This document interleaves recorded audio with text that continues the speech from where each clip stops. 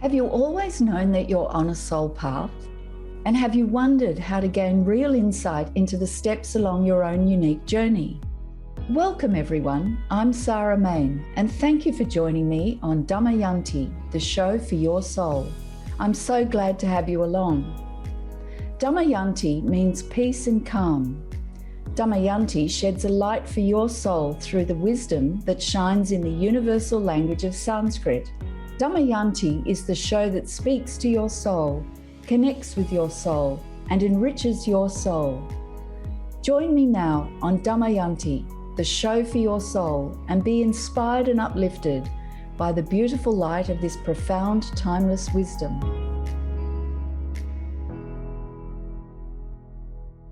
Welcome everyone. Welcome to Damayanti, the show for your soul with me, Sarah Main. And today I'm going to be talking about how I wrote a new chapter in my story, a new chapter in my life. And it's really how I went from teacher to executive coach to Damayanti. And it has been a case of writing a new chapter in my life. And it's really connected to your soul path, your soul journey, your purpose, if you like. I never felt like it was a purpose. It was just the next step. I felt this expansion, this almost yearning within myself, and I just listened to it and followed it, and it's led me from one step to the next. So really, this is how I wrote a new chapter in my life, and I thought this was the best way of talking about this, is to illustrate it. So I was lucky enough, starting at the beginning, I was lucky enough to be introduced to meditation and mindfulness at a young age. My parents were interested and I got interested in what they were interested in. So that was good. And then I was doubly lucky because I just loved it. You know, look, I felt like I was just so natural. I took to it, like a duck to water. And as I grew up, my understanding and experience of the joy and depth of inner practice, of spiritual practice, strengthened. And look, don't get me wrong, I still experienced all the usual things associated with growing up, childhood, teenagers, everything, right? I get it. But I had this connection within, and it was just the saving grace, really. It really was a grace. Then I was triply lucky because when I was old enough, it was in my 20s, I was offered the opportunity to start passing on this wisdom and knowledge with which I'd been blessed. I mean, truly it was a blessing. And I was given this opportunity to pass it on to adults in evening classes and also to children as a teacher in a primary or elementary school.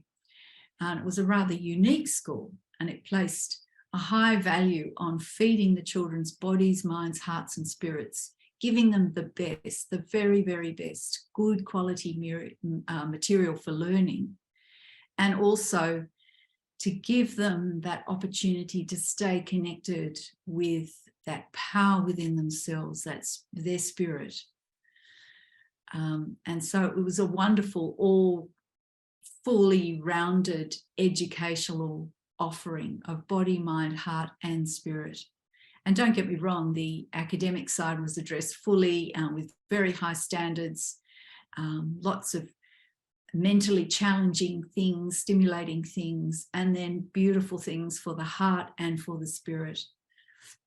And one part of the teaching that I learned and taught was Sanskrit, the ancient Indian language, often called the language of the universe. The profound wisdom of Indian scriptures, the prayers, the mantras, and all written in this beautiful language, and it moved my heart and enriched my understanding of profound truth. So then after I finished high school, I studied Sanskrit, formally studied Sanskrit at university, to get an even deeper insight into this amazing language, this mysterious language of the universe. And I began to experience its unique power to take me past the level of book learning and grammar and vocabulary, which I do enjoy, to an experiential grasp of the profound inner meaning of words and how important it is to purify your understanding of meaning in language particularly, because our life, our world is built up of language, whether we're conscious of it or not. And at the same time as all of this, I had another passion of mine was music. So when I was a teacher, I was a choir mistress. So I conducted choirs of 50, 80, 100, 120 students at a time. I also played the piano and the recorder. And one day I sort of eventually found the opportunity to realise a dream I'd had since I was 10 years old, actually.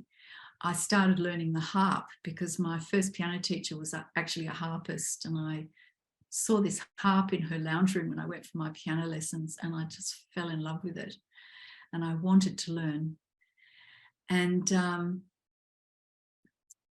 so, you know, obviously you can tell I sort of liked trying new things. There were plenty of things I felt fearful to try, but these were the things I felt drawn to. And, you know, when the time came, it was a bit scary to start learning the harp, particularly as an adult, but I did, and it was fantastic. I can't say I have any great proficiency at it, but the experience has been great.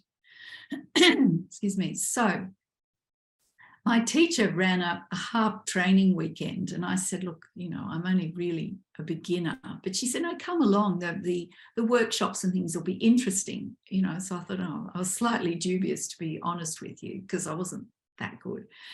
Anyway, my harp teacher was a professional harpist and performer. So one of the seminars at this weekend harp training workshop was on the problem of stage fright. And it was delivered by a well-known psychologist. I was amazed. I was interested because, like, I understood, I'd experienced stage fright, sure, but I'd sort of never really put my attention on it. And anyway, the people at the weekend retreat, this harp training retreat weekend, were accomplished musicians, and many of them were professional performers. And yet they talked openly about stage fright. And some even many had used beta blockers to get them through performances to overcome their nerves. And they knew many, many musicians that used medication to get through. I mean, this was widely known and commonly used. They all just sort of said, yeah, you know, yeah, it's common.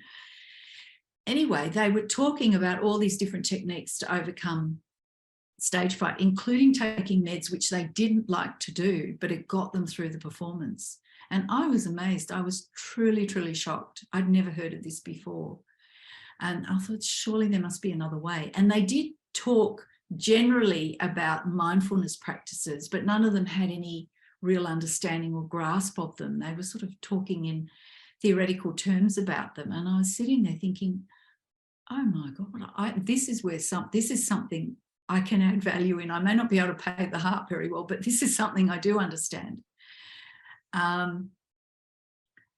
Because I could see, and, you know, I thought I can definitely help here, because I could see how strong and talented these musicians were, but I couldn't understand, you know, they obviously didn't have the inner resources to help themselves with real techniques from within themselves in terms of mindfulness and presence and drawing on the strength of that. They didn't have any connection within themselves that was of real use. So all they could do is resort outside of themselves. And in this case, it was often to medication. Yikes. So I made this simple decision. Well, it sort of formed in my mind, really, to find a better way to offer the best of what I'd been given in regard to this. After all, I'd been at it since I was young, and I'd taught it. And I knew the wisdom that I had been taught was infinite, limitless, and understood that we are universal beings. And what we needed to do was turn within ourselves and connect there, be grounded and be established within ourselves, and not look outside ourselves. So that was really the starting point. And that was one important element for me. And then also after decades of teaching, school teaching, I decided I needed a change of, I'd sort of really been at it for a long time, and a lot of administrative and executive roles as well. I wanted to do something else, and I'd never heard of coaching, but I investigated it and it really interested me. So I did a training course in coaching, and that was fantastic because I learned life coaching skills and executive coaching skills, and I loved that. And it worked in with everything.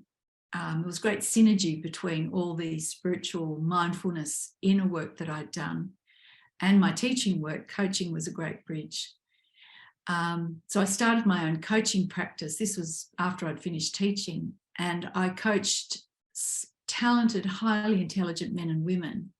Some of them who literally felt like they'd had the rug pulled out from underneath them in their careers, or they had been discounted in their work, or they were just sick of it and they wanted to make a change, all sorts of things around those issues. And all the mindfulness that I had learnt really came to the fore, plus my teaching skills and my new coach training. So it all started coming together in new and exciting ways.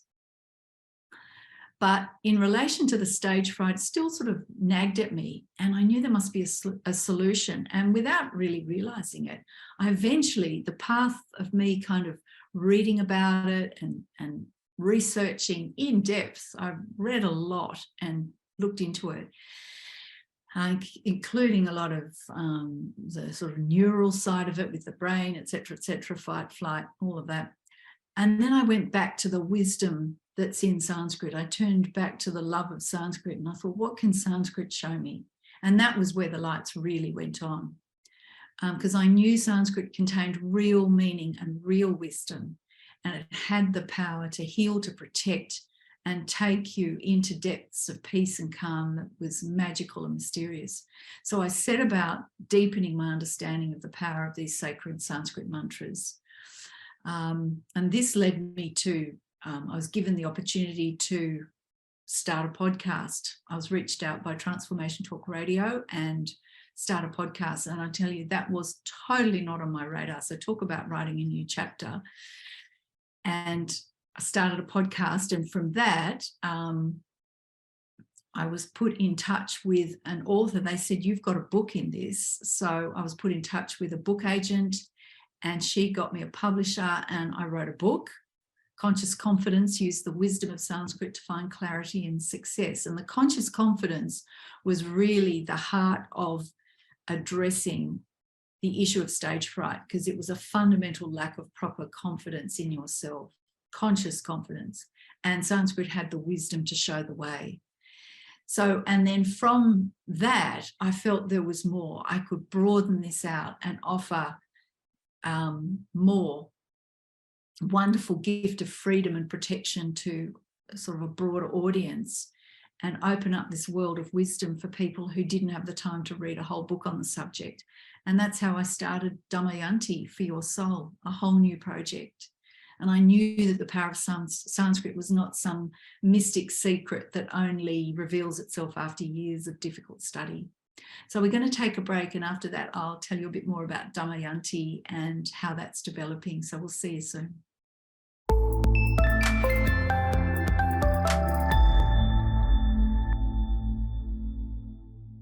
Welcome back, everyone. Welcome back to Damayanti, the show for your soul.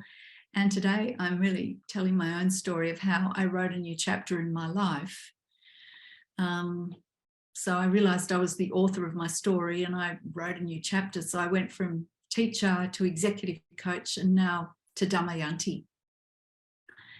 And for the break, I was talking about sort of getting back to how I knew the power of Sanskrit was not some mystical secret that only reveals itself after years of hard study, and that I could offer a bridge for people that may be turned off by Sanskrit, they've never heard of Sanskrit, they're frightened of Sanskrit, they don't want to study Sanskrit. What's that got to do with anything? There is such wisdom and power and energy in Sanskrit. It's truly transformational. And the journey I had from teacher to executive coach and now to Damayanti is really broadening out this offering of this wisdom to people. It's such a gift of freedom and protection. And you don't need to do years of hard study to have that connection. You may want to study, but this freedom and protection is ever available. This energy, this greatness within yourself is ever available, and the wisdom in Sanskrit can lead you there, can show you the way.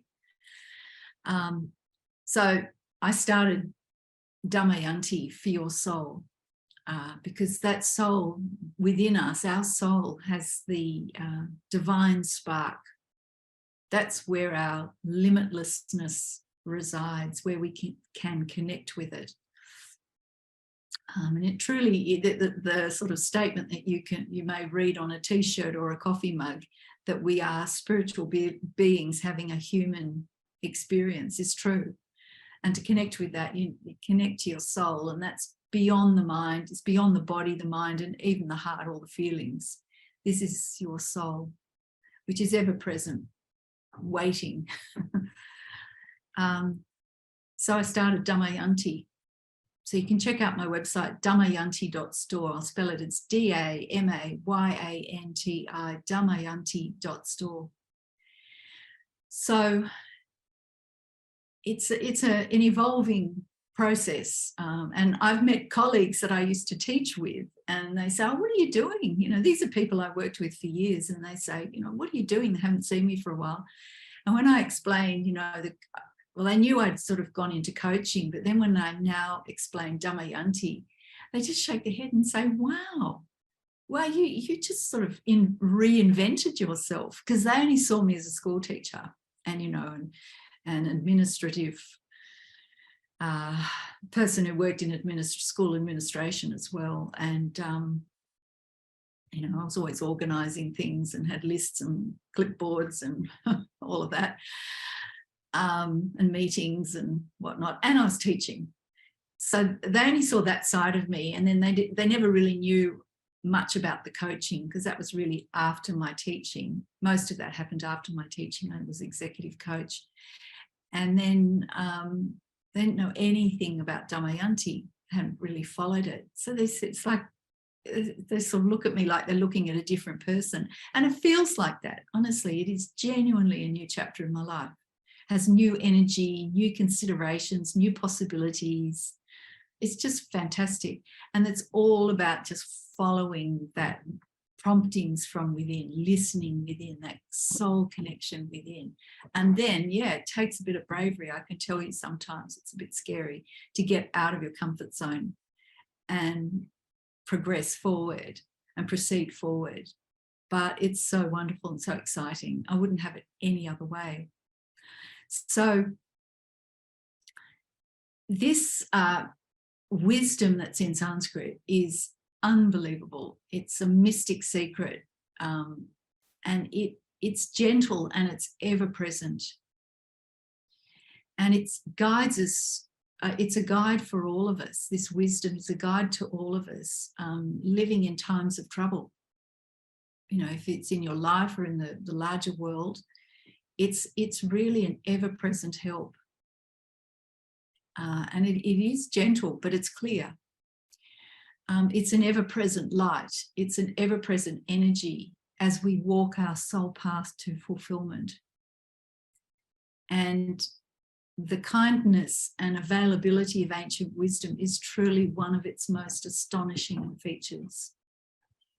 So I decided, once I sort of moved on to Damayanti, I wrote my book, Conscious Confidence, and that was based on what does Sanskrit say about real confidence, which I realised was at the heart of the problem about stage fright, overcoming stage fright, having inner resources. It came back to real confidence in yourself, and that's not that sort of, like a confident person, you go to a party and the loud, confident person that's always talking and, can get up on stage and talk. This is like a great tree that has deep roots into the soil. So think of those deep roots within yourself. It can sway and bend with the the wind, with the breeze, with the storm, but it's never knocked over, it's never broken, doesn't snap. It can move and sway and bend and come back to upright when the storm's passed. It can offer shelter, it can offer food. That image of the great tree is very powerful. So it's that sort of confidence, sort of deeply rooted and established within yourself, that has a steadiness and a calmness about it. And that's where conscious confidence came from. And I wrote this book on it. Conscious confidence, use the wisdom of Sanskrit to find clarity and success. And then from that, Damayanti.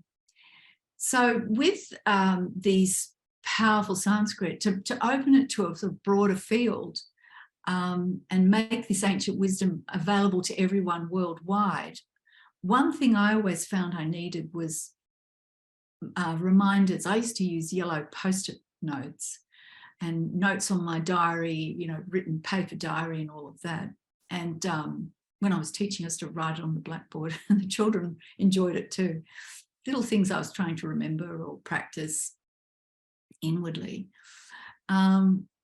And so then I realized the best thing was to create a range of beautiful jewelry and, even some homewares and clothing that carry unique messages in Sanskrit, these Sanskrit mantras that are especially meaningful to the wearer. So, for example, I started with prema, which means love, and I've got a collection of prema jewelry and prema articles. And prema means pure love or universal love.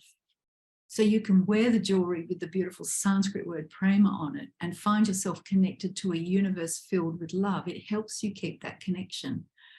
It's a powerful, beautiful, energetic reminder. So it's a wearable mantra with this powerful sacred Sanskrit, simple connection, and anyone can wear that, and you can give it to someone you love as well. Then I was looking into other mantras, and I connected with prana. So there's a prana collection of jewelry, and prana means the breath of life or life force. So you can find yourself connected like a precious jewel strung on a thread of life, the life force. And this life force links all other living beings. And the wisdom traditions tell us this, that we are strung together. Prana links us as though jewels strung on a thread.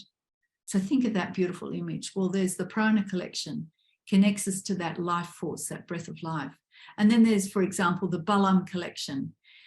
And the balam collection, balam means strength in Sanskrit, true strength. And so there's the balam collection of jewelry, and you can wear a necklace or a bangle inscribed with the word balam in beautiful Sanskrit, and that connects you, gives you that connection to this limitless strength of your own being, that soul connection that is limitless. It's powerful. And that strength is never absent, it's ever present. And you can face the world with resolution and courage when you're connected to your inner strength, to balam, true strength. So they're just 3 examples of the collections I've started, and there's 5 others. I've got 8 in total at the moment, and they can speak to your soul and to the soul of those that you love. So my soul path led me to offer the best of what I was given. That's what I wanted to do, was offer the very best, because I was truly given the very, very best of wisdom. And this wisdom overcomes the limits in our lives. This wisdom allows us to meet the world with a new energy of strength and resilience. And this wisdom allows us to be connected to love and to peace and to happiness. So this is my story of being the author of my story, of writing a new chapter. And it's a step-by-step process. It's a journey, as they say. And at each point, the right person has shown up, and the next action step has made itself clear. And I was taught the very best. And one of the things I was taught was this Sanskrit statement on exactly this point. It says, step by step, and at each step stands waiting that which is needed for that step. Padam padam pratipadam arhati iti pratipadikam. Step by step, and at each step stands waiting that which is needed for that step. So I hope you'll join me and thousands of others who have found this joyful path to fulfillment. And if you want to know more about Damayanti, go to my website, damayanti.store, and check it out. And have a look at the jewelry collections especially. There's social media. I'm on social media on Facebook and Instagram and YouTube. And get in touch. Drop me a line. Tell me what you'd like to have me talk about. Ask me any questions. I'd love to address them for you. So really, finally, you can do this. You are the author of your own story. Take some time to be still, calm and quiet. Get out a journal or a piece of paper and journal where you are now and where you want to be. Create a vision board. Very powerful. Visualize and develop a strong and positive mindset, because you'll definitely need it. So, and a little heads up, in my next show, I'm going to be talking about that which benefits the body, refreshes the mind, nourishes the heart, and frees the soul. So remember, padam padam pratipadam arhati iti pratipadikam, step by step, and at each step stands waiting that which is needed for that step. So good luck. Go ahead step by step and write that new chapter in your story, in your life. You can do it. You are. The wisdom traditions tell us our soul, our being is limitless, infinite, and all powerful and ever present. So you have what you need within yourself. So good luck, and I'll see you next time. Thank you for spending time with me on Damayanti, the show for your soul. To find out more about Damayanti, or to get my book, Conscious Confidence, Use the Wisdom of Sanskrit to Find Clarity and Success, or to purchase my range of beautiful spiritual jewelry, go to my website, damayanti.store. That's DAMAYANTI.store. Damayanti.store. See you next time.